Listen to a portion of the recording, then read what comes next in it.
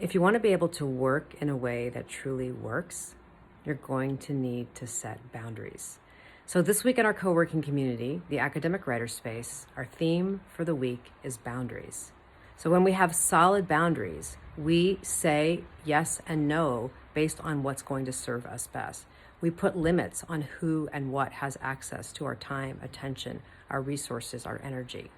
Solid boundaries help us make the most of our intellectual, our personal, our physical, and emotional resources. We are being guardians of ourselves and our work, honoring ourselves and our work. So when you put your phone in the other room, turn off your notifications, turn off the ringer, shut down your email, carve out a small bit of work where you're going to practice working with lower standards, curbing your perfectionism, saying no when your plate is already full. Those are all examples of boundaries. So this week we have 22 writing retreats. If you're coming to our retreats, here are some ways that you can practice and support your ability to set boundaries. And of course, these are things that you can also do on your own. First of all, it's really important to distinguish not only what you're going to do, but what you're not going to do. If we don't know what we're not doing, it's much harder to have boundaries around and only do what we plan to do. We need to recognize that setting boundaries is uncomfortable. It can be frightening. It can even be terrifying.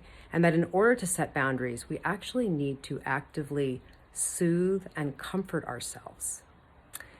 Pausing. When we learn to pause, we really support our ability to set boundaries. Someone asks you to do something, a new opportunity comes your way, you see some notifications on your computer. Pause. What do I want to be doing? How does this new opportunity fit into the context of everything else that I have to do? Do I want to turn my attention over here right now?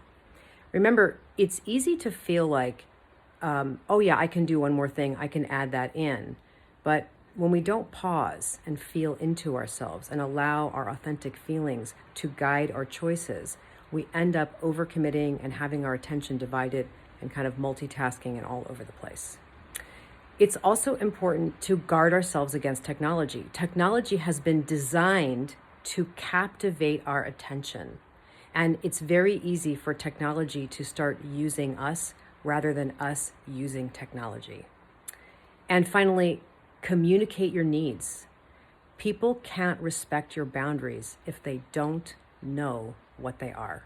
All right, I'm looking forward to co-working with all of you. If you have not been a part of our community, anyone is welcome to try a free week of membership.